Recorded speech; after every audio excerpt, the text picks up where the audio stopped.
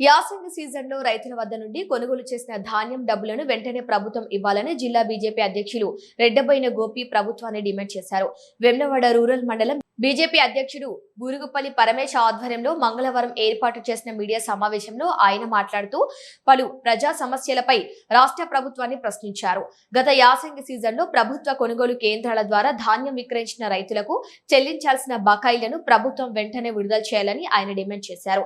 నెలలు గడుస్తున్న రైతులకు వారి కష్టార్జిత డబ్బులు అందక తీవ్ర ఇబ్బందులు ఎదుర్కొంటున్నారని, రైతులను మరింత ఆర్థిక ఇబ్బందుల్లోకి నెట్టడం తగదని అన్నారు.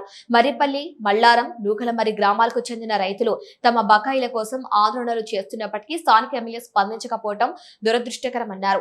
రైతుల సమస్యలను వెంటనే పరిష్కరించి వారికి న్యాయం చేయాలని ప్రభుత్వాన్ని కోరారు. అదేవిధంగా వేములవాడ శ్రీ రాజరాజేశ్వర స్వామి వారిని దేవస్థానంలో జరుగుతున్న అభివృద్ధి పనులు కేటాయించిన నిధులు, ఖర్చులు, వాటి వినియోగంపై పూర్తి వివరాలతో ప్రభుత్వం వెంటనే శ్వేతపత్రం విడుదల చేయాలని డిమాండ్ చేశారు. భక్తుల విశ్వాసానికి అనుగుణంగా దేవస్థాన పరిపాలనలో పూర్తి పారదర్శకత ఉండాలని ఆయన అన్నారు. ఈ సమావేశంలో బీజేపీ నాయకులు, కార్యకర్తలు పాల్గొన్నారు.